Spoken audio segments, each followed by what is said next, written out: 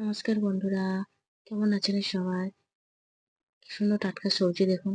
এরকম টাটকা সবজি দেখলে মনটা কেমন আনন্দে নেচে ওঠে না? আমার তো কি দারুণ লাগে। আমার মতো হয়তো অনেকেই আছেন এরকম ভালো লাগে, তাই না? তাই আমার মনে হলো যে একটু ফ্রাইড রাইস আর চিলি চিকেন বানানো যাক। তাই আমি সব উপকরণ রেডি করে নিলাম। গাজর, বিনস, এই যে ক্যাপসিকামটা আমার কম ছিল। তারপরে মানে আগে ছিল, কম ছিল। তারপর বাজারটা আসার পর অনেক ক্যাপসিকাম পেয়ে গেলাম। তাই ক্যাপসিকাম এই এটা চিলি চিকেনের জন্য একটু পেঁয়াজ ছাড়িয়ে নিলাম। আর এখানে সবকিছু উপকরণ নিয়ে নিলাম চিলি চিকেনের জন্য আর ফ্রাইড রাইসের জন্য। জানেন তো আমি ফ্রাইড রাইসে না একটু কাঁচা লঙ্কা বেশি দিই। আর আমাকে একটু ঝাল ঝালটাই বেশি ভালো লাগে। ওই জন্য কাঁচা লঙ্কা আমি অনেকটাই দিই।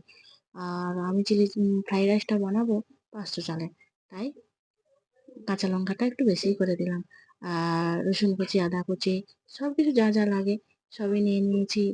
আর কোনটা প্রিয় আপনাদের, ফ্রাইড রাইস না চিলি চিকেন না বিরিয়ানি? আমার ভালো লাগে ফ্রাইড রাইস, চিলি চিকেন।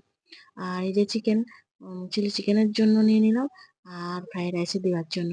আমি যখন ফ্রাইড রাইসটা বানাই তখন আমি চিকেন ফ্রাইড রাইসটাই বেশি বানাই। ওটাই বানাই, আমাকে ওটাই বেশি ভালো লাগে। আর এগুলো সব কিছু যেগুলো চিলি চিকেনে লাগে সেগুলো সব নিয়ে নিয়েছি।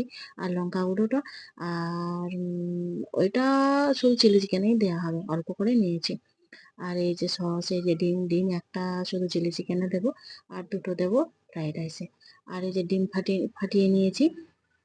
আর ডিমের সময় যখন ডিম ভাজা হয় একটু গোলমরিচ দিলে বেশ ভালো লাগে বলুন।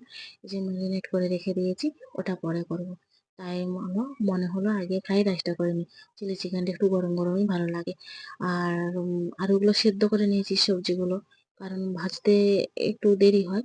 আর আগে আমি ভেজেই করতাম, অনেকটা দেরি হতো। ওই জন্য এখন একটু সেদ্ধ করে নিলে আর তেমন একটা দেরি হয় না।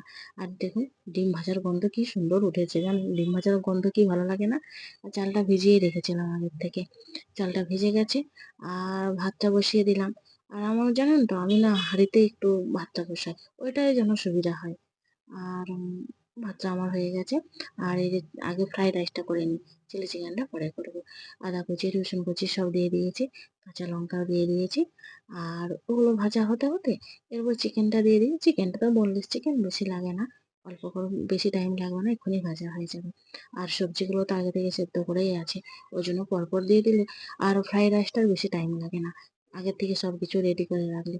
আর এই যে সসটা দিয়ে দিলাম। আর আমার সব কিছু সেদ্ধ করাই আছে, তার মানে আর কতক্ষণ লাগবে, 5-10 মিনিট একটু ভাজাভাজি করলেই হবে। আমার ভাত তো আগে থেকেই করে রেখেছিলাম, ভাতও দিয়ে দিলাম। আমার ফ্রাইড রাইস প্রায় হয়ে এসেছে। আমার ফ্রাইড রাইস